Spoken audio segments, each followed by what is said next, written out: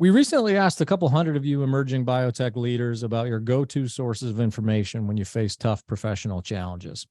Your top response wasn't webinars, it wasn't scientific journals, it wasn't trade shows, it wasn't even consultants. Far and away, you said you most often turn to your peers for trusted insight. Enabling a community of peers is what the Business of Biotech podcast is all about. It's also what our new Business of Biotech newsletter is all about. Peer-driven content, no strings attached, delivered to your inbox once a month. Go to bioprocessonline.com/BOB to subscribe. The Business of Biotech is produced by Bioprocess Online, part of the Life Science Connect community, with support from Cytiva. Cytiva also demonstrates its commitment to the leaders of new and emerging biopharma at cytiva.com/emerging biotech. Check that out.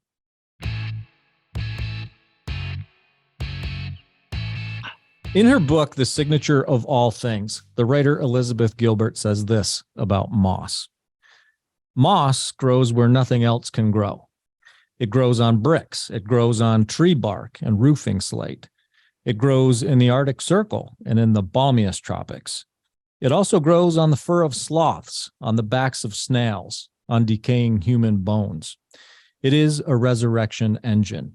A single clump of mosses can lie dormant and dry for 40 years at a stretch, and then vault back again into life with a mere soaking of water. Doctors Björn Cochlovius and Andreas Schaaf like moss too. They think it can grow medicine, so they're leveraging biotechnology to use moss as a protein production medium for biopharma applications. The physical and biologic attributes of moss, they say, lends to the reliable production of complex and demanding proteins in a potentially easier and less expensive effort than the traditional CHO cell approach. I'm Matt Pillar, and on today's episode of the Business of Biotech, we're going to get to know Drs. Cochlovius and Schaaf, and we're going to learn about their company, Eleva, and how it's aiming to disrupt the production of therapeutic proteins with moss, beginning with its own enzyme replacement candidates for Fabry and Pompe disease. Björn and Andreas, welcome to the show. Thanks for having us, Matt. Hi, Matt. Pleasure. Pleasure's all mine. Björn, I want to start with you. And speaking of moss, it's also been said that a rolling stone doesn't gather any. I'm sure we've all heard the cliche. That certainly rings true with you. Your work history indicates, I don't know if restlessness is the right word, but Björn, if you look at Björn's LinkedIn page, this guy doesn't seem to stop. He's got multiple projects going on at any given time. His work history ranges from Roche to AbbVie to WuXi to a dozen or so startups. So I want to start sort of by getting my mind wrapped around what motivates you to do all that. What motivates you to maintain such a high level activity in the biopharma space? Yeah, that's a good question, Matt. And sometimes I'm asked that. Because the CV looks quite busy, of course. One reason is that I'm already an old chap, so things are accumulating, of course. But otherwise, it was not planned like that. But what came out at the end, which was good for me, is that I had the possibility to look in all aspects of product development. So from discovery over preclinical, clinical. Everything was there. Also, the business side I've been learning over the years of things. So that was very beneficial. It was not planned like that. It just turned out like that. The underlying motivation is a good question. And I was once asked it and I made some thinking about it afterwards. So then I was later able to answer that. When I was a teenager, I visited my grandma in the hospital, and she was in a 2-bedroom room at that time in the hospital. And because the doctors were busy with her, I was talking with the other person in the room, another elder lady, and she told me her story of a cancer patient, which was really moving me very much. And that was a time where I decided I want to do something for patients. I didn't know how yet exactly. But sooner or later, it then turned out that I studied molecular biology and wanted to become a scientist, Yeah. But then, it developed in the CV, the busy CV that I have now. Yeah, I hear that. I've also heard that you're quite the adventurer. Deep sea diving, and you've what mountain have you climbed a couple times? Everest. Yeah, I was once one of the craziest one was around Annapurna in the Himalayas. But that's a long time ago. I was still young and fit. Well, I'm glad you made it through those harrowing experiences. Andreas, you've been a scientist with Eleva since before it was Eleva, and that's been like sort of the core thread of your career, hasn't it? I mean, coming out of school, if I'm not mistaken, you might have done a little bit of academic work, and then you're pretty much plugged into the company that's become Eleva from the early days of the company, right? Yeah, more or less. Well, as you say, it was a bit later than in school, but I was a biologist already, and I don't know, it might have to do with the fact that my father was an engineer, and studying biology, it was on the one hand fascinating, but on the other hand, I always was looking for something that is more near to developing, producing something for that the mankind can use. And in that search, I came across a company here in Freiburg, and a professor having founded that company, which was at that time Greenovation. And the goal of the mission of the company was to develop a moss, that tiny little moss, into a pharmaceutical production system. And that really got me. So I applied for a PhD, and to make long story short, I had the chance to do my PhD in conjunction with the company. That was back in 2000, and then years later, after having had insights and having co-developed a lot of the technology we have today, I had the chance to start here, and that was back in 2009. So yes, Since then I'm in the company, and I'm here developing moss. This concept of developing moss into therapeutics has been core though from day one for you, Andreas. I mean, this has sort of been your bailiwick, or the 10 ring of your target from your academic days. Yeah, sure. I mean, for me, it was the ideal combination of doing, on the one hand, science and research for new things. On the other hand, with the goal to, the best a researcher can do to develop medicines, novel medicines for unserved diseases in patients. And that really got me and gets me today. That's what motivates me. Cool. And we're going to get into the details here on the moss production angle. But I want to quickly transition to the business at Eleva. From what I understand, your business, your kind of go to market model is one part biopharma, right? Developing a pipeline, and one part developing a bioprocess platform. And I mean, it occurs to me that with the approach that you're taking, that's probably a necessary approach, right? You've got to figure out how to move the platform forward, whether you're going to develop your own candidates or not. But tell us a little bit about that two-part sort of process. Which came first and why? What was sort of the approach there? Yeah, shall I quickly? So I believe you are hitting the nail on the head. So we have two things here that we are working on. The one are our own candidates that come out of the pipeline, and the other thing is the platform itself. Let's start with the platform. Andreas, of course, is obviously the expert. He can tell more details. But the thing is, the platform is now very robust.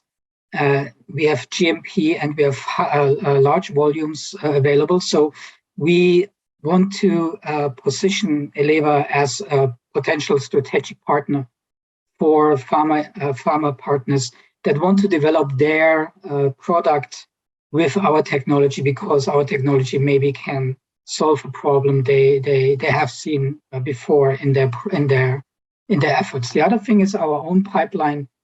In the moment, 2 products.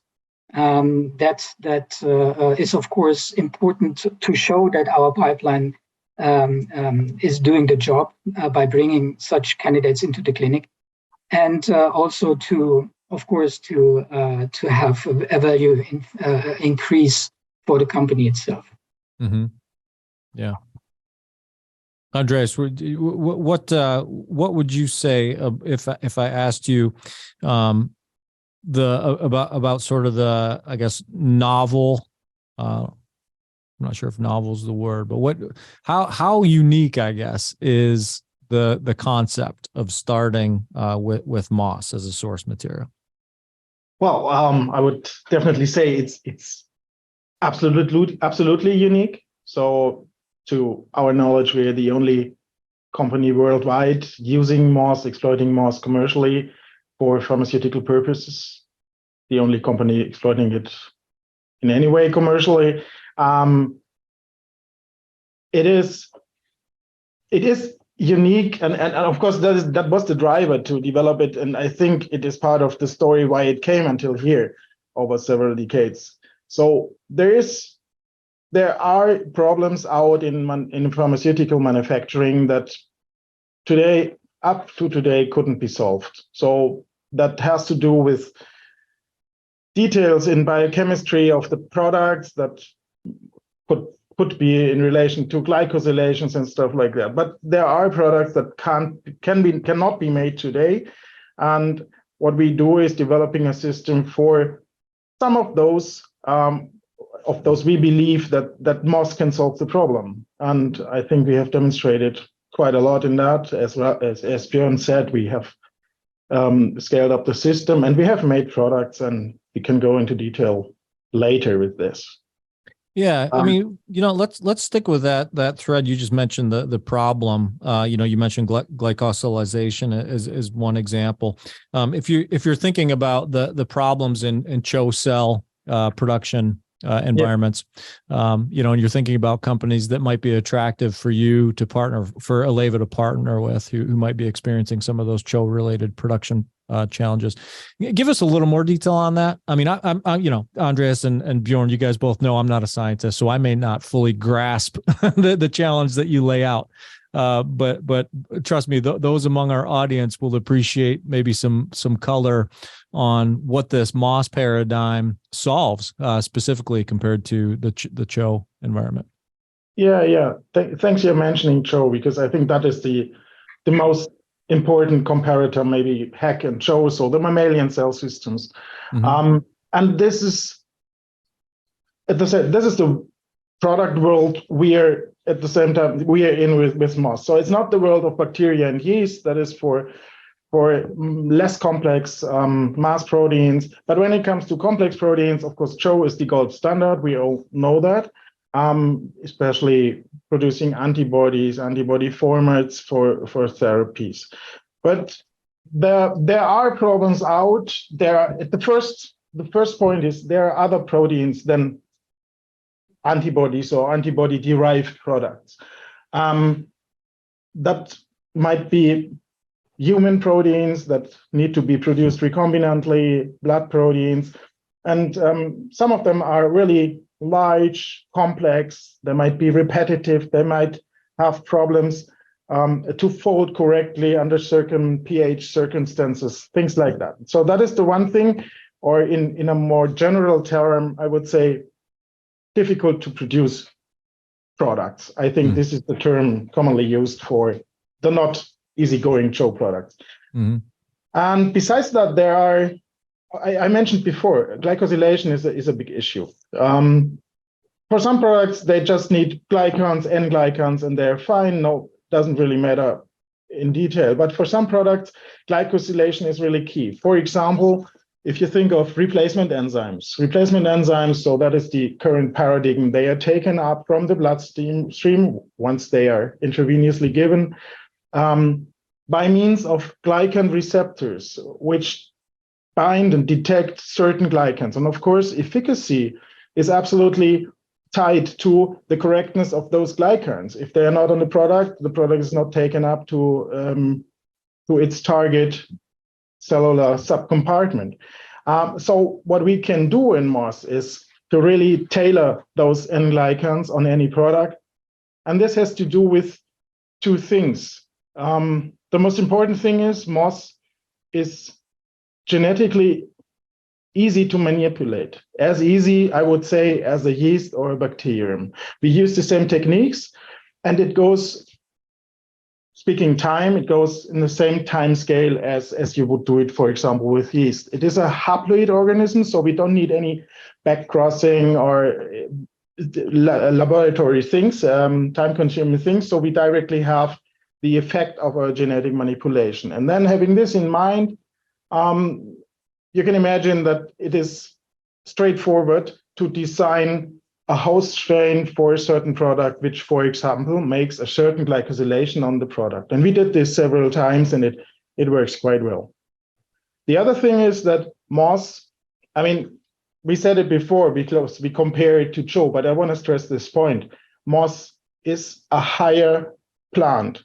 So it means it is on an evolutionary scale as highly developed as a mammalian cell, as a CHO cell, as a human cell. Meaning in turn, it has the machinery to do exactly the same quality of proteins. It has everything in place to do post-translational modifications like glycosylation, but all the others as well. It can fold complex proteins. And then with the genetic engineering option, we have a perfect system to really make better and tailor-made products for a certain disease in biochemical meanings. Yeah, that's it's fascinating. Excuse me. I am bouncing around here a little bit. I know, but I want to pan out just a little bit. Like I want to pan out, and I want to get my mind wrapped around. You know, I opened the segment by chatting about the writer Elizabeth Gilbert, right, and her book and her quote about MOS, and I thought that's a beautiful illustration of the accessibility, right, of and obviously there are all sorts of different kinds. So I want to learn like what kind of MOS we're talking about specifically, but then I want to drill down into like what are you doing to procure this stuff? Like Elizabeth Gilbert says, I mean, this stuff grows everywhere in every environment, right, on every surface. It's extremely resilient. Obviously, to produce GMP grade material, you can't go out into the forest and grab a wad of moss off a rotting oak log.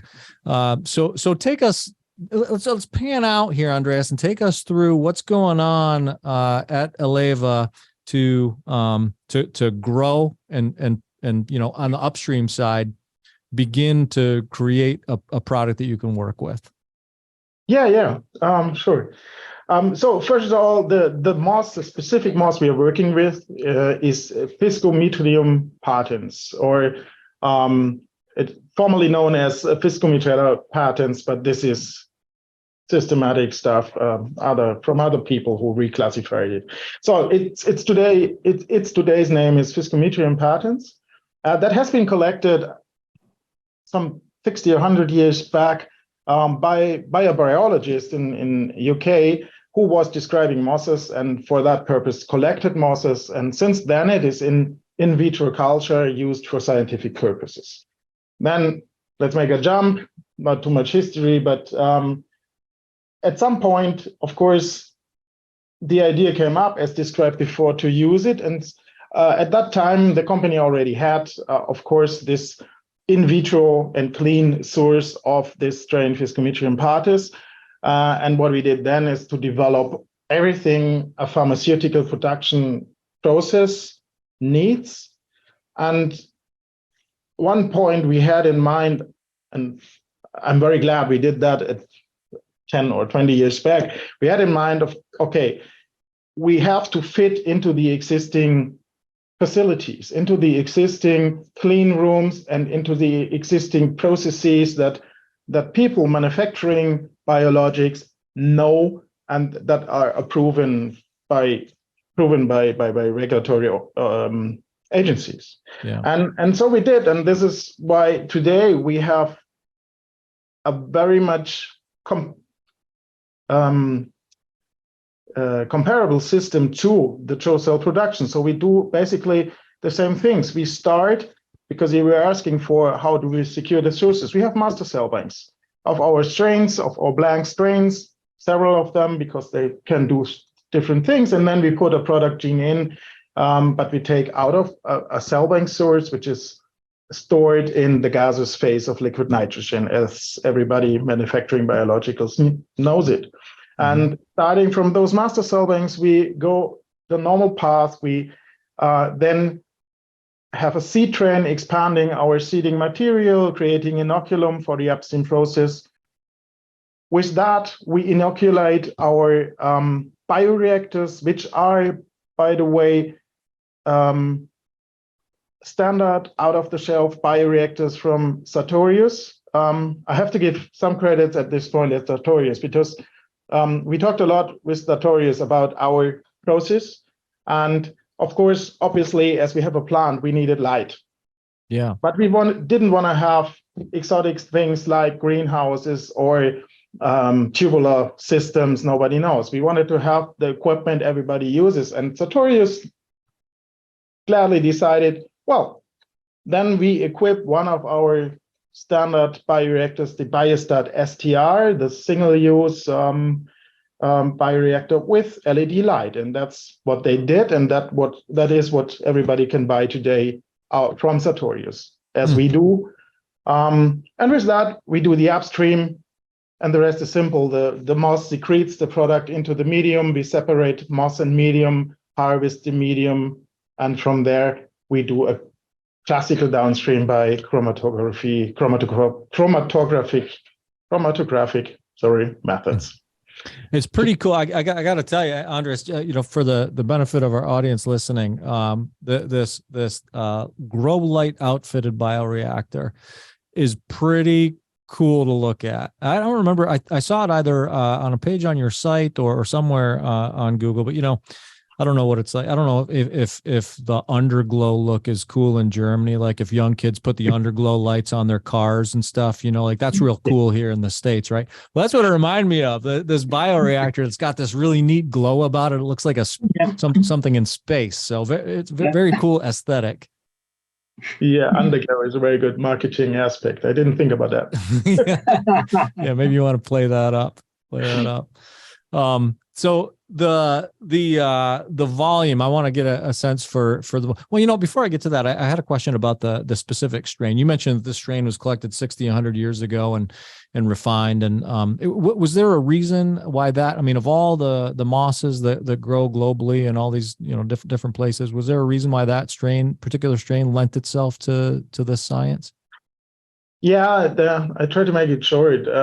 At one time, way back, and I can't name it. I don't know about it exactly, but the scientists realized that this strain has this moss has a certain genetic which allows for, as I said, for quick engineering, and they use that for what is called reverse genetics. So they knocked out genes and then looked for the function of those genes in order to deduce things one could use for agroeconomy, for example.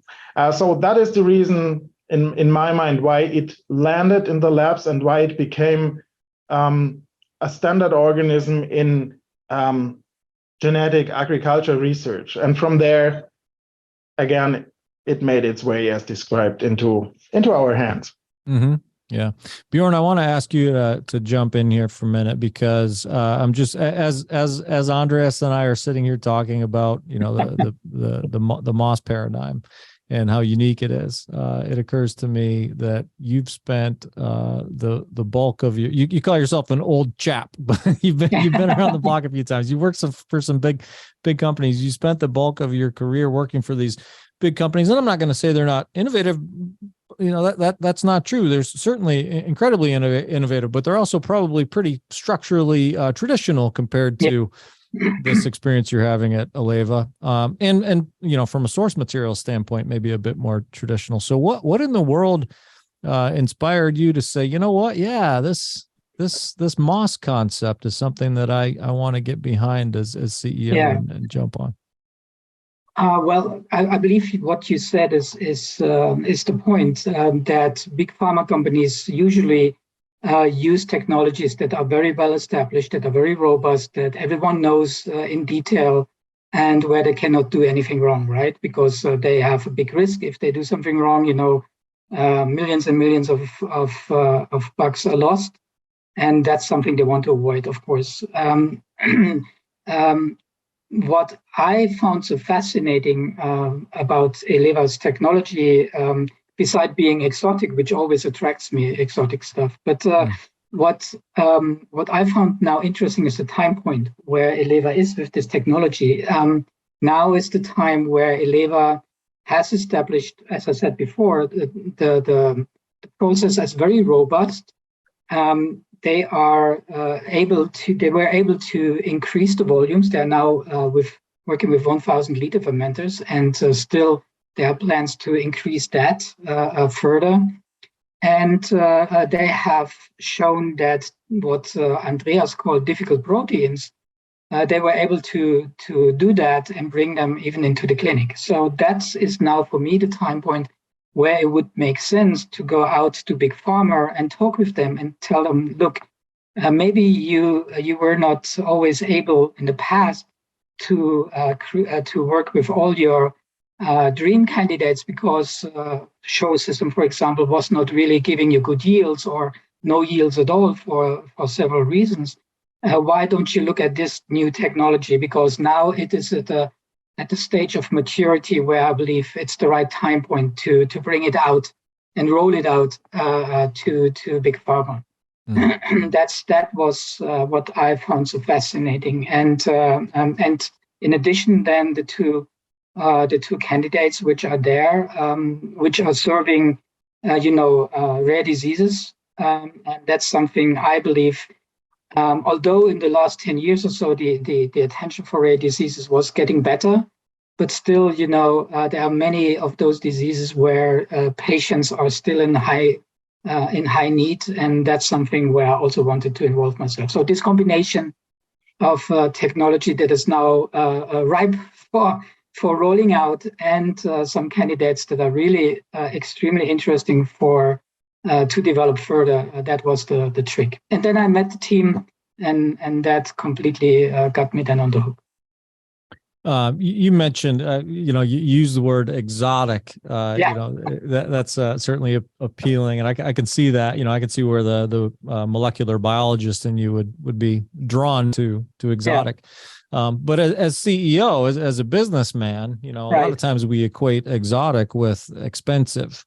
So share with us a bit about that if you can.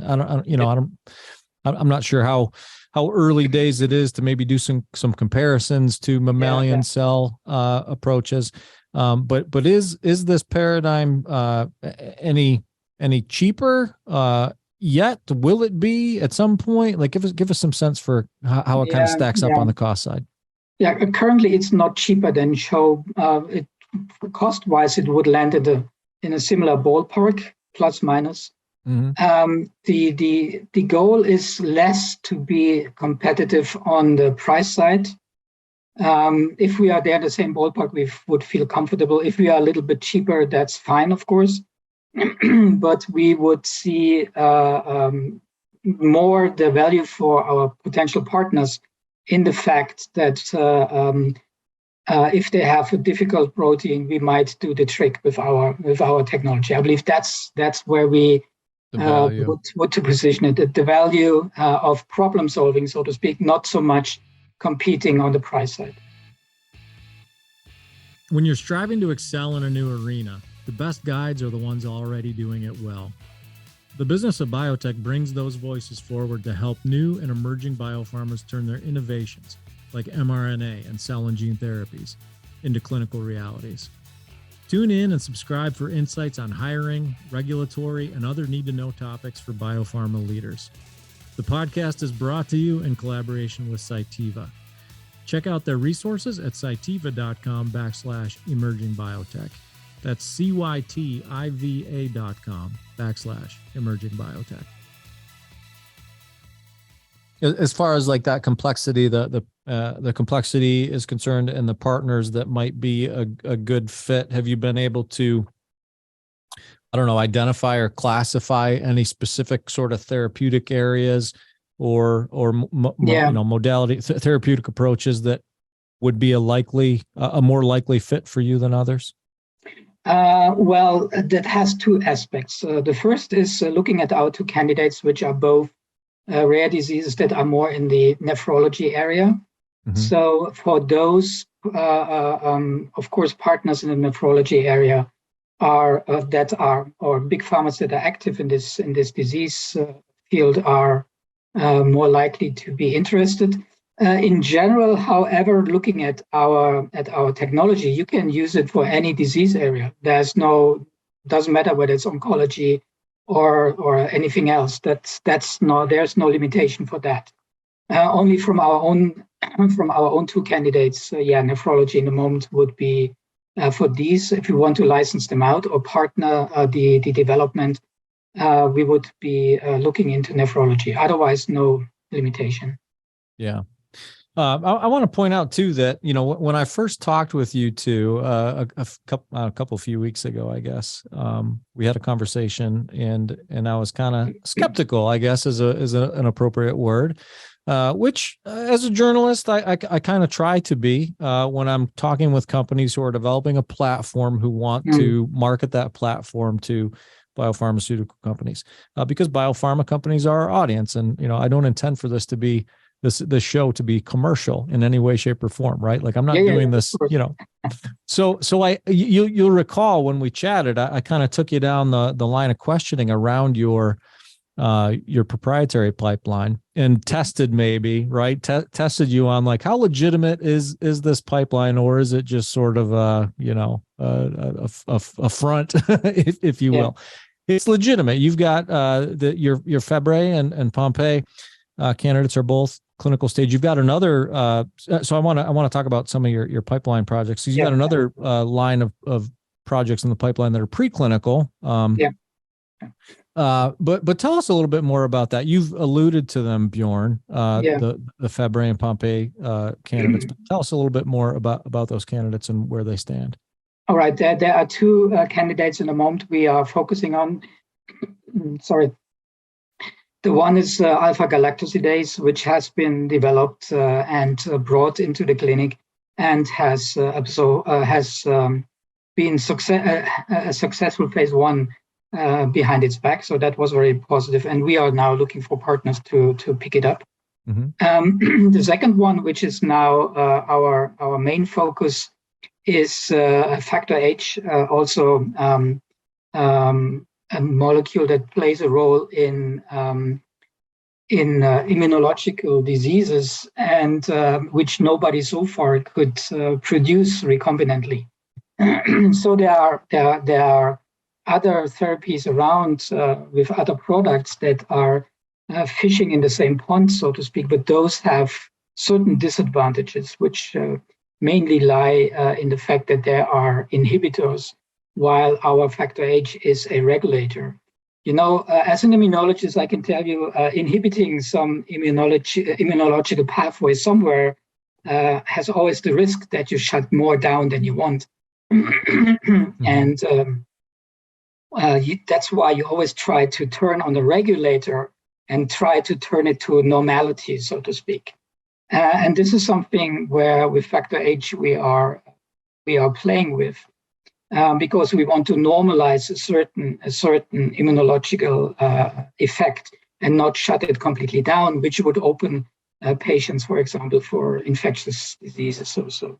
So that's why we believe that's a very important and interesting therapeutic approach. But as I said, until now, nobody was really able to produce it recombinantly in a way that it was doing the job it was supposed to do. at least not to our knowledge. So we have this product Factor H now at the brink of the clinic. Sorry, I have to take it. Sure. At the brink of the clinic. It's so it's like 3:40 in the afternoon in Germany. I'm assuming that was a warm beer that you just took a drink of. Yeah. I mean, so sorry.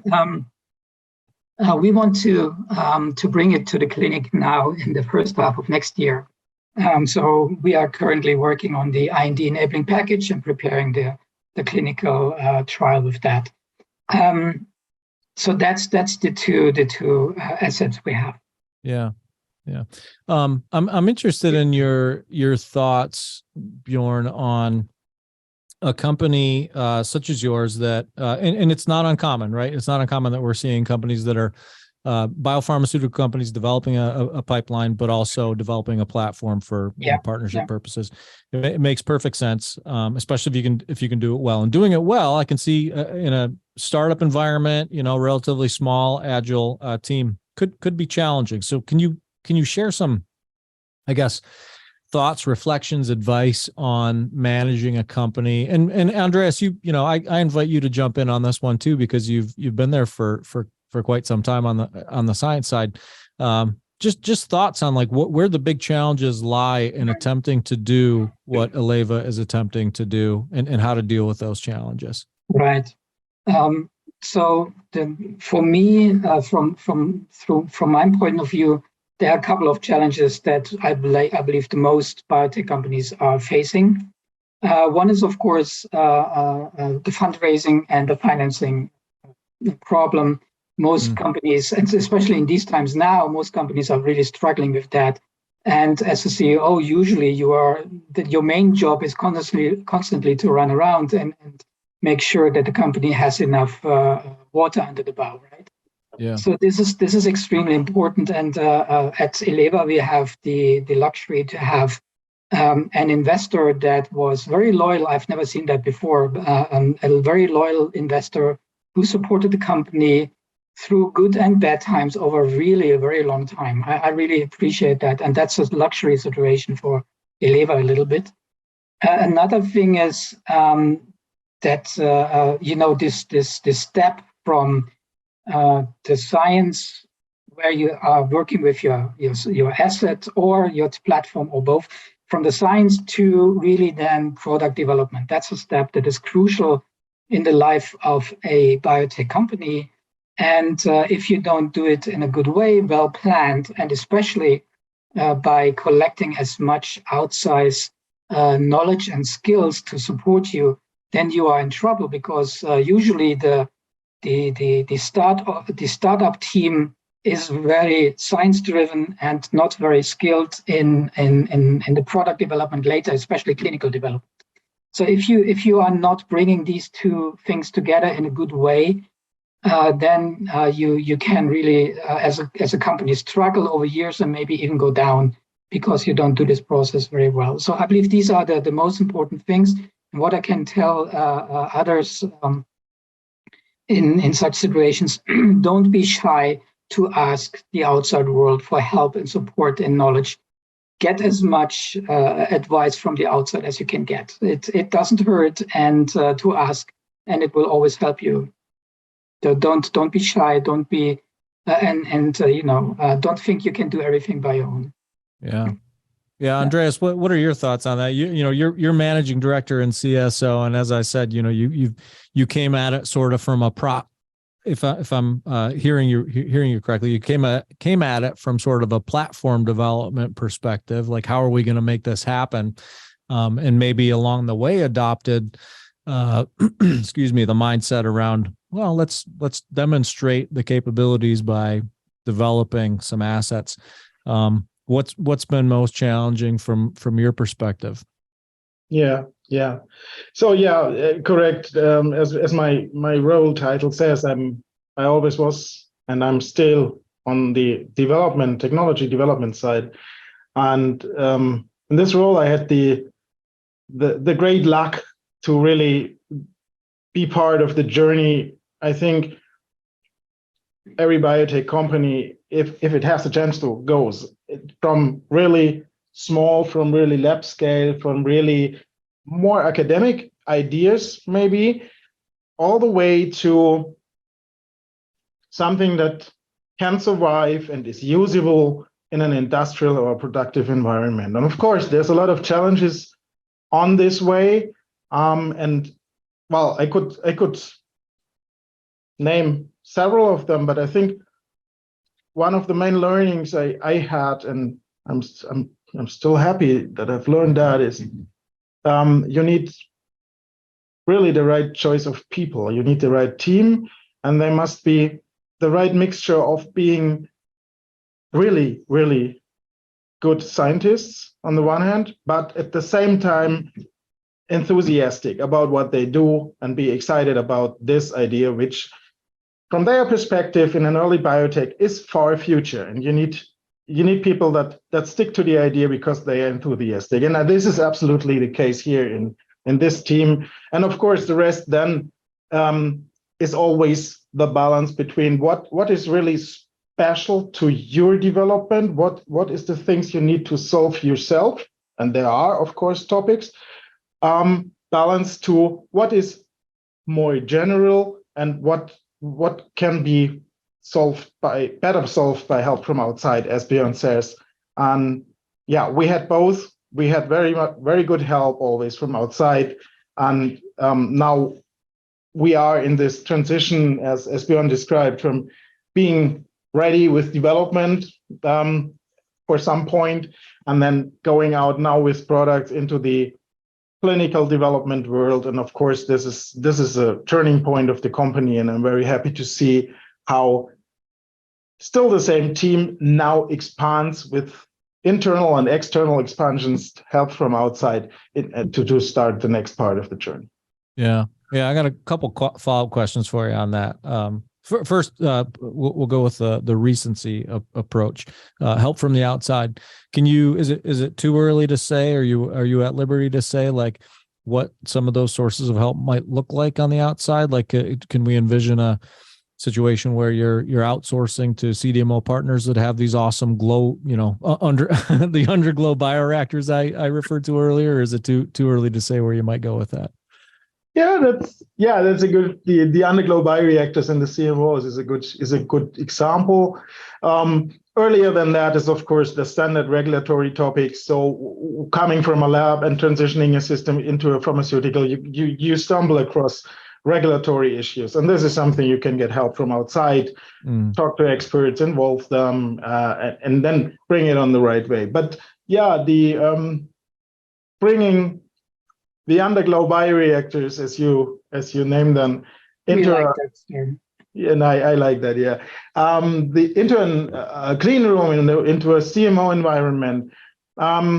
As a company at that time being no more than 20 persons, so really a small biotech, you need to find CMO partners that are willing to talk to you, that are willing to talk about how could this happen, because it's a new constellation. They don't, at the starting point, they don't have this kind of underglow bioreactor, but they know it because it's a standard, but with underglow. So yeah, I'm very glad we found several partners. It was really nice to see that, not the very large ones, but a mid-cap size of CMOs was willing, not only willing, but had fun talking to us, and then drawing solutions. And there we are. We are working together with our CMO for almost a decade now. Successfully produced several preclinical and clinical batches because they were supportive in a way, and of course it was a benefit for them as well. Yeah. Are you at liberty to say who that CMO is, or is that you want to keep that one under your vest? No, we can say that it is BBTech, a German company called BBTech, who's partnered with us to produce both clinical batches of the alpha-galactosidase product, as well as now for the coming batches of clinical product for the factor H, for the immunological product. Okay. For the record, if BB Tech, or I know we have listeners at Sartorius, if BB Tech or Sartorius want to talk with me about licensing or trademarking the word underglow bioreactor, just have your lawyers get in touch with my lawyers, and we'll take that conversation offline. Andreas, you mentioned you mentioned regulatory, so I want to pick your brains a little bit on that. What's been your experience in these early days with the regulatory bodies, given that we're delving into some never before seen territory here?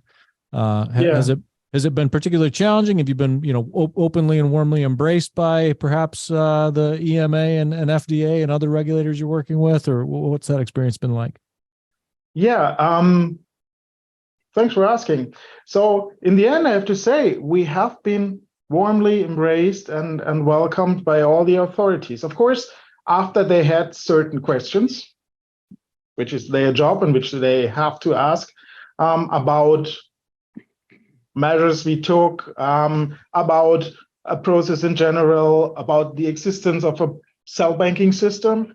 But once they had made their checks, which they could because it's all in place, and then even further when we were talking about the safety and robustness of our system, which I didn't mention yet, the system is, in contrast to mammalian systems, extremely robust. So might have to do that it is not really a cellular system, it's not a cell culture, but it is a plant culture, it is mosses, which we have, and they are extremely they tolerate extreme changes in, for example, pH, in temperature, without any effect on the products. Plus the fact that we have a plant system, and we don't have, for that, and because we had an eye on it, we don't have any animal-derived components in the whole process, from strain development up to harvest of the product. No animal-sourced product is in contact with the process, and for that, we have zero risk to have any pathogens, viruses contaminating and potentially harmful substances in our products, which was positively perceived by all the regulatory authorities in a way that they were okay with leaving out virus testing and virus filtration for our process. So yes, regulatory authorities did ask questions, but we could answer them positively. And after that, they had made a check on the system, on the production platform, and then we were talking product, clinical development plans, like every other system as well. Yeah. When you when the idea was getting off the ground, when the company was getting off the ground, the platform was sort of in its early development stages.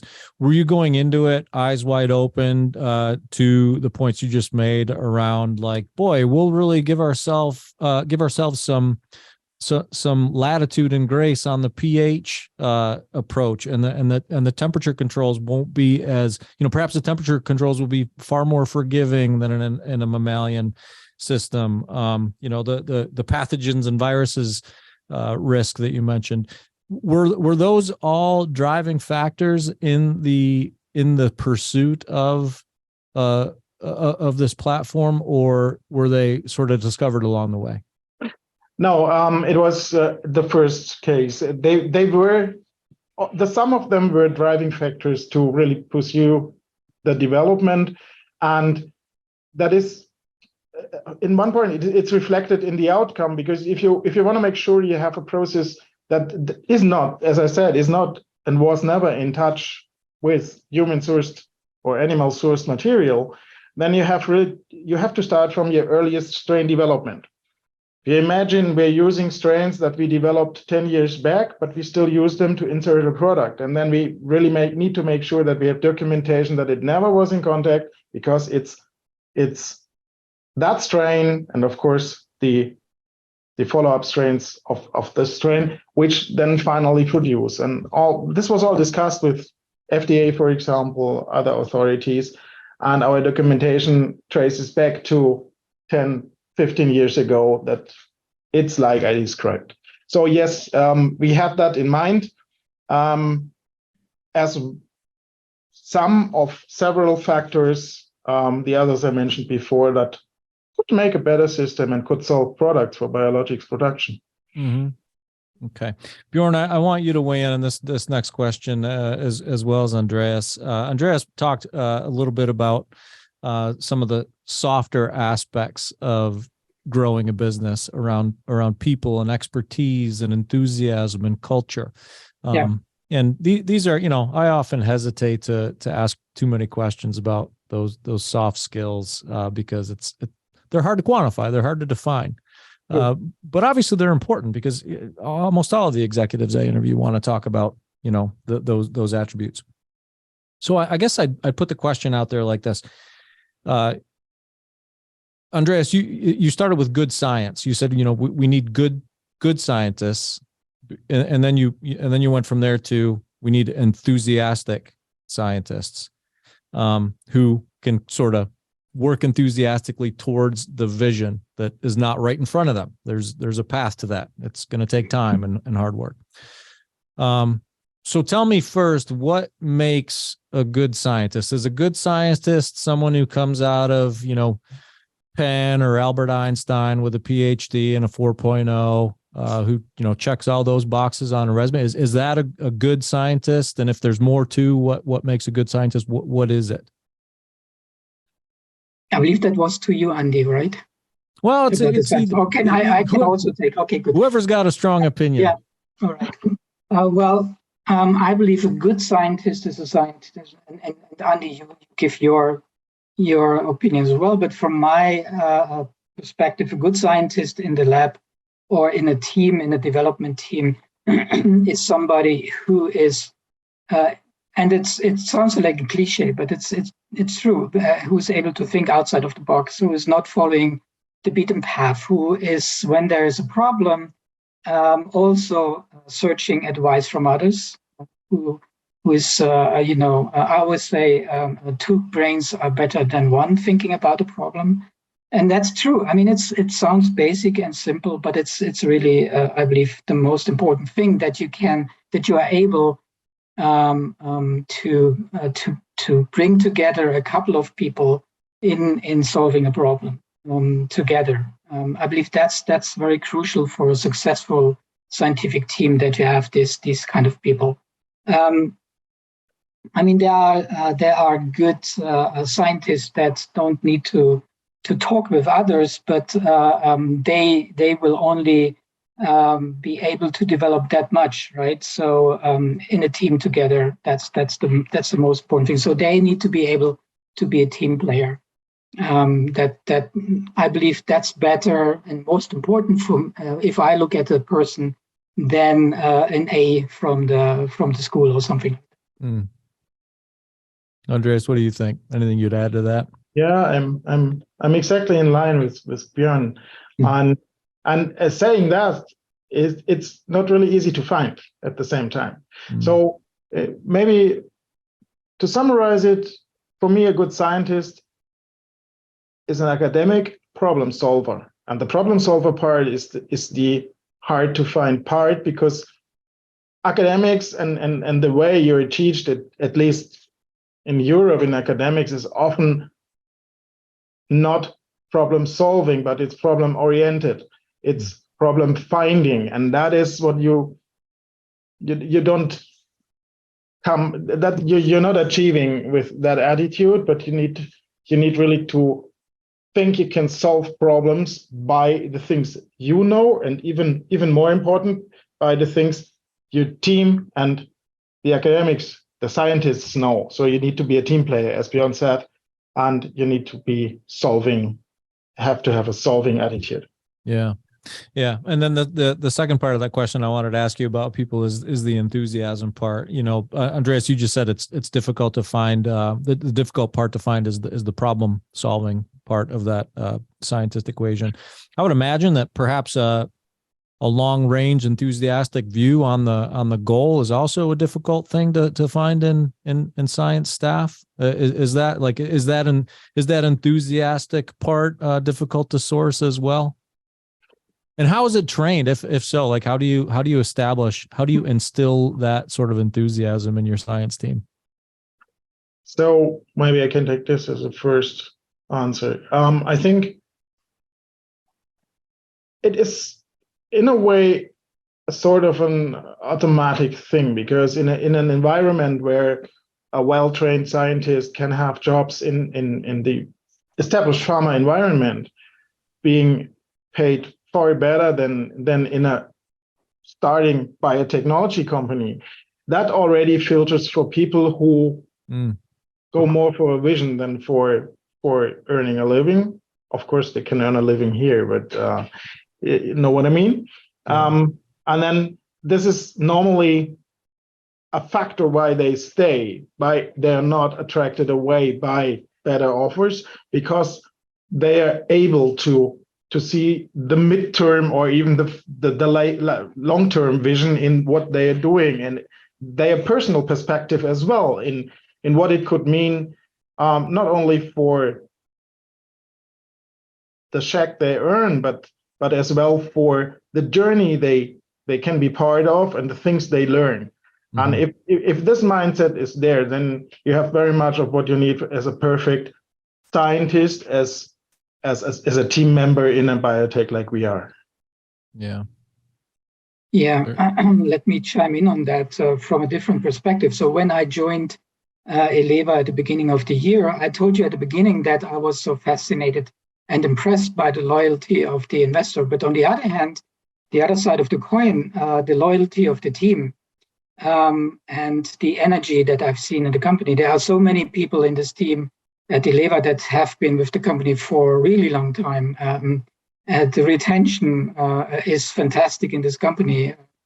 And that shows that, the people, they believe in what they are doing. And the enthusiasm that you mentioned, that you were asking for, Matt, is really palpable in this company. So I was immediately enchanted by the energy that I could feel with the people there, and that was a very important part of my decision to join that team, because I really loved it.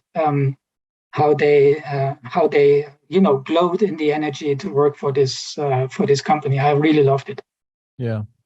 Yeah, well, it is a unique proposition that I like. I'm getting behind what Andreas is saying. Like, you have an opportunity to come in as a scientist at a company like Eleva and establish yourself in a new, exciting, transformative area of therapeutic development.